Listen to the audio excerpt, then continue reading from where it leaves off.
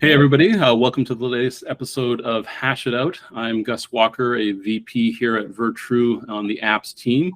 We're here today to talk about all things AI, and I am joined by my colleague Avery Pfeiffer. Hello everybody, I'm Avery Pfeiffer. I am the colleague aforementioned.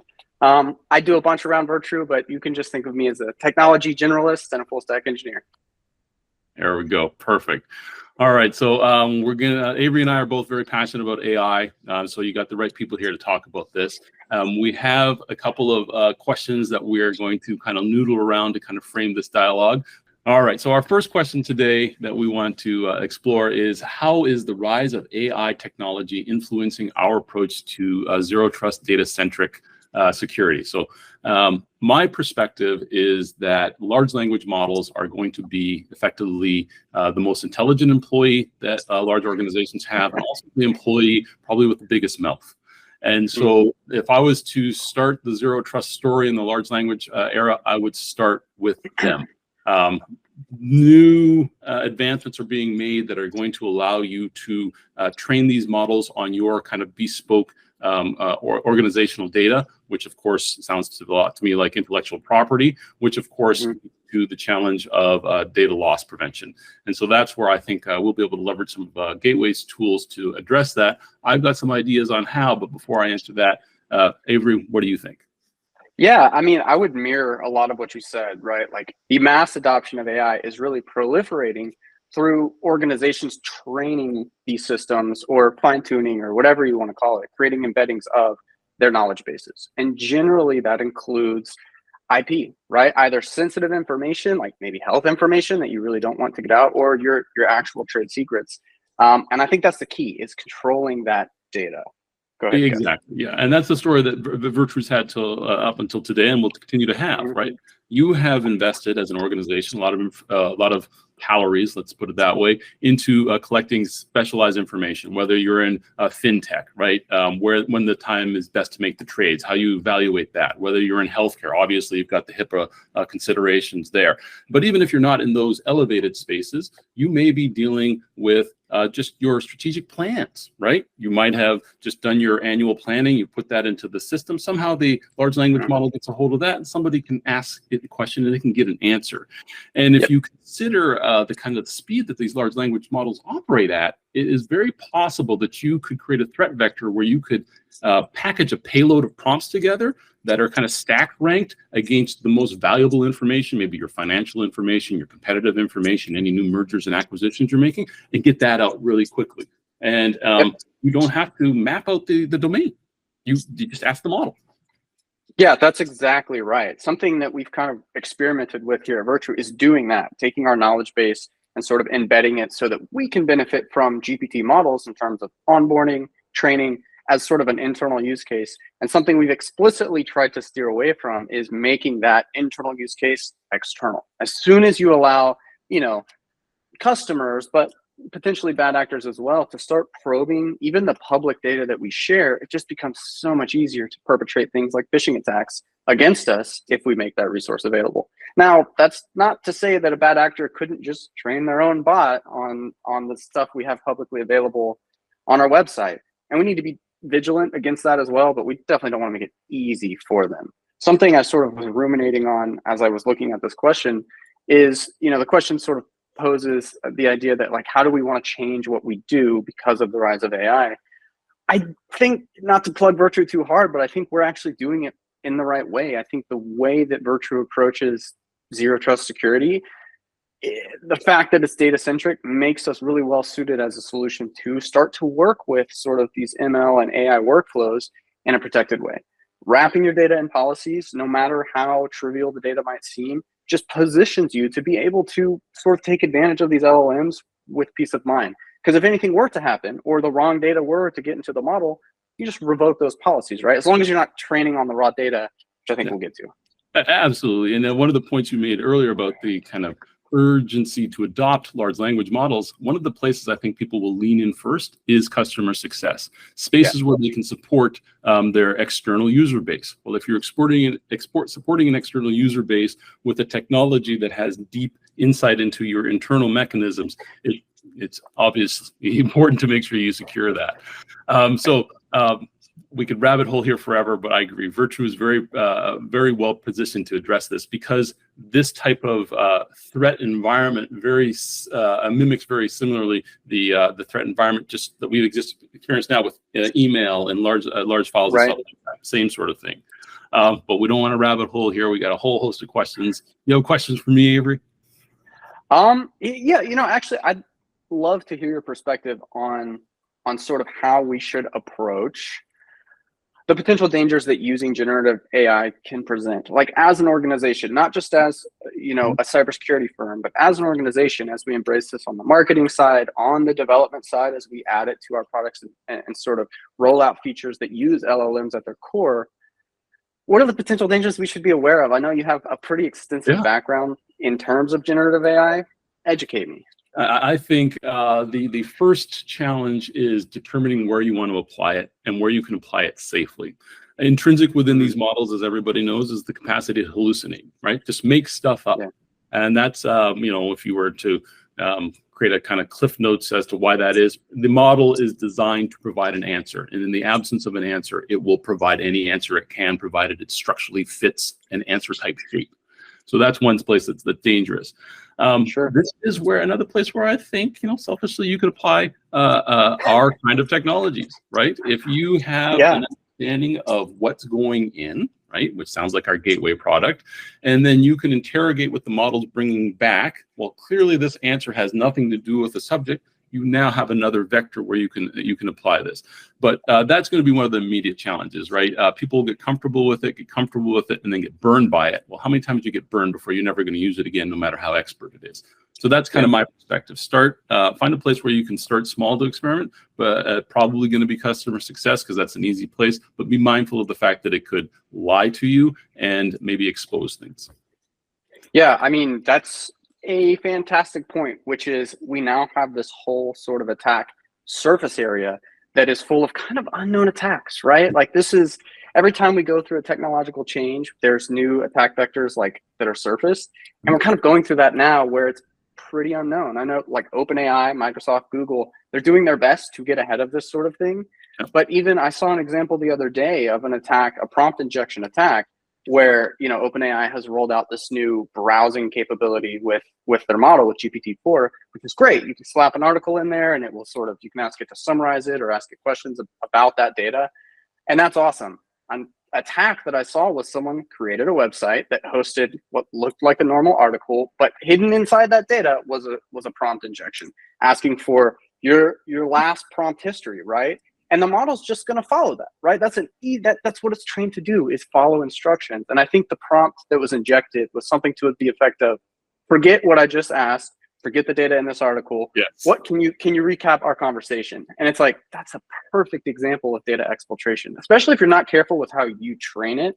If this is a feature that you have added into your own product and you're also injecting maybe a more helpful prompt, all of a sudden the internals of how your stuff works can leak out. And it's like, you have to be aware of that so you can mitigate it, right? Because there are mitigation strategies that I think even OpenAI is employing to stop those sorts of things. There's plenty of other attacks related to that, but that's the most, I feel like that's the easiest to have happen, right? We're telling our employees, like, embrace LLMs, use them. And that's one that seems so simple, like so safe. I'm just giving it a link and it can spill all your beans, Yeah, and I think perversely, large language models are going to make it more difficult to correctly identify individuals because of their ability to create virtualized experiences. I read this morning that Facebook has a large language model or generative pre-trained model that can do voice simulation, and they're too scared to release it because it's too accurate. I came from a company that did the same thing. But if you're getting a phone call that sounds like a legitimate request from your CEO, and he points you to a link that looks legit, which was very easy to cobble up, these types of soft attacks where you're setting up the victim to these phishing attacks are going to become a lot easier. And then to your point, the ability to exfiltrate that information has accelerated. I know the right questions to ask is the most valuable. I know how to stack rank them. I know how to intercept your guidance that you might have put there. So hardening those systems is important. There is some silver lining here. New kinds of technologies like real human live feedback will help you train these models, but they won't prevent the model from spilling your secrets. But yeah, I I would add just before we move on, you know, you don't even have to know the right questions anymore. You can just ask the LLM to give you a list of questions that would get you that data, right? You don't even have to be a smart criminal. You can have the LLM do it for you. And I think that's scary, right? Because all of a sudden we have these potential, you know, super criminals that are really, it's an LLM behind the scenes, right? And we're not even to the age of autonomous AI, right? Autonomous agents. We're getting there. And you don't even have to be a super criminal. One of the things that may have been lost in all of this availability of AI is if you were a nation state or an individual that wanted to present these types of threats, you wouldn't have had the expertise in-house to do it. Well, now you got the expertise. So perhaps a lot of the lower level bad actors have suddenly been enabled by this technology, just like everybody else has. And I love your observation that you don't even have to know what to look for. You can just come in the door and say, hey, what's the most valuable thing in your house? Send it to me. Oh. Exactly. That's exactly right. I've heard a lot of discussion about, you know, this concept of asking, but really it's the export of knowledge, right? This is something that we've been like pretty protective of in the US in regards to semiconductors and whatnot. We protect that technology because if that expertise, you know, gets into an enemy state's hands, well, now they have that technology and we lose our lead, right?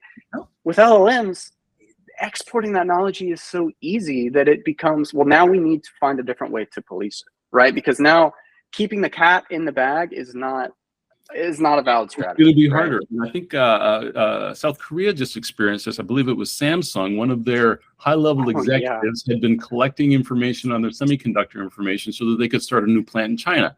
I imagine he was working on that for months, trying to stay under the radar.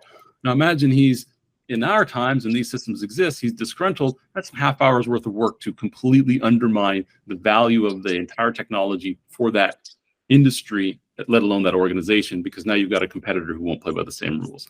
Let's see. In what ways can data classification and tagging aid in implementing data-centric security approach to AI? Well, man, all right. I have a lot of thoughts on this, but I think the easy answer is basically in every way, right? Like if you are classifying your data and properly tagging it, that's like the first step to protecting yourself against any number of attacks, AI or not, against your data, right? Because now you can understand it without even having to look at it. At Virtru, we kind of follow this policy of encrypt all your data, right? Encrypt everything, turn it into a TDF, and then you have control over it. Where that gets in the weeds is when you need to operate on that data, but you don't have the key or you don't want to access the key to decrypt it, or you're not in a place where you can. In this case, data tagging becomes invaluable, right? Because now you can have automated workflows and processes that make decisions on this data without having to decrypt it. It can potentially be in an unsafe environment because it stays encrypted the whole time, right? And you just do something with it. Same thing with access controls. We talked earlier about like the potential dangers about incorporating LLMs into our workflows. One of the biggest dangers, let me rephrase, one of the coolest areas of innovation is allowing LLMs to do sort of dynamic real-time access control, basically giving them a bunch of information in terms of where the IP address something was accessed at, what time of day, from what device, that sort of thing, and allowing it to make a decision, a logical decision on whether this request should go through. That's a huge, productively helpful idea, something that can really change the landscape in terms of how we monitor our sort of digital perimeters. But who wants to trust an LLM with that, right? Like that is probably the most scary thing that you can do in terms of like working with LLMs. Data tagging makes that a lot more feasible, right? As soon as you start tagging your data, well, you can have a tag that says this data is not allowed to be accessed by an LLM, no matter what. This is too sensitive and we don't trust it enough. And all of a sudden, all of this like complex data curation, because you're trying to separate the data LLMs can work with and the data that they can't, and you have all these if conditions to facilitate that goes away because it's just done through the data labeling and classification that was done at the point of encryption before the data was actually encrypted. Makes it infinitely more feasible to work with these things. Yeah, I think again, as part of the large language model changes that are happening to the environment that we're in, there's going to be a re-emphasis on data hygiene. Yeah. You can't even begin to take advantage of these things to get to the point where you might step on a rake if you don't have clean data. The good news is all these large language models, well, prior to these large language models, we had a lot of reinforcement training, which meant there were a lot of labeling tools out there. So there are loads of labeling tools out there. But how do you leverage that so you can label it appropriately so that you can then apply a security policy over top of it, I think is the challenge in spaces where we can help. So I had a question kind of related to human error, which we all know is a part of anything you do in technology. And I think I might know the answer, but just for the listeners and the watchers, I feel like it's important to touch on. How can businesses minimize the impact of human error when working with AI or building AI into your workflows? I think it starts with training, obviously, right? There's a lot of misconceptions about AI. You and I have been fortunate enough to work with them long enough that we know that they aren't the scary boxes that are going to wake up at night, take over. We're not at a Cyberdyne state yet. Right. But with that said, they are, to your point, still spectacularly capable and therefore need training. So I would start with policy, right? When can we use them? Is this an appropriate thing for me to put in my financial information? Is appropriate, whatever. How would we be able to parse the results that come out in a way that we can measure those so that we can keep improving it? That's another place. I think another thing to do would be maybe just get people to start using them, right? If you spent time with ChatGPT or any of these large language models and been asking it for recipes or trip planning experience, you get it. Okay, this gets me 60, 75% of the way, but sometimes 75% of the way on something really onerous is fantastic. But getting people to sensitize themselves to what it's capable of, I think, would be the first thing. One of the first things I would encourage people to do. Yeah, I think I would mirror that in terms of, I mean, that's the generic answer, right? Train your people better and mistakes don't happen. And it's like, of course, that's the case. You have to train people, particularly in the case of like these sort of third-party extensions you can get for Chrome that claim to be ChatGPT. This is one of the easiest phishing vectors I've ever seen. So train your people on the basic stuff first. But then, after that, we're talking about human error and we're talking about zero trust, right? The whole point of zero trust is that you shouldn't have to trust the actor. Whereas the whole point of training is you're trusting your employees to rely on their training. So at some point that breaks down, right? This is how attacks happen. And I think you have to be prepared for that, do the training, but have these safeguards in place to catch your fallible human employees when they fall down, when they inevitably fall down because they're tired or sick or whatever. And to do that, I mean, there's a number of ways, but I think one of the most beneficial is inject DLP type mechanisms into every place that data is leaving your system, but at least that data is leaving your system to enter an LLM, right? These days, you kind of have this trade-off of, I can use the latest and greatest in GPT-4 on OpenAI servers, but I have to give up control of my data because that model's hosted somewhere else. Or I can be very protective of my data, but I'm going to be left behind because everyone and their mother is going to be using this new latest and greatest LLM, right? So that's like a hard choice to make. One of the ways you can sort of be the middleman in that decision is inject DLP. Inject DLP at the beginning. And for those that don't know, DLP is data leakage prevention, right? You want to create mechanisms that will catch humans falling down on the job before that data leaves your perimeter, right? Inject it in the browser, inject it on phones, use VPNs, any way that you can sort of catch that data before it leaves, run it through some sort of filter to check, and either give a yes or no before it leaves your system, will do wonders. Probably catch 90% of the things that that are gonna leak their way out into these LLMs. Yeah, absolutely. I agree. Let's see. You kind of answered the next question I was going to ask. Could you explain how sensitive data unintentionally could be used in generative AI tools? Well, that's the answer. Yeah, right? Basically, email.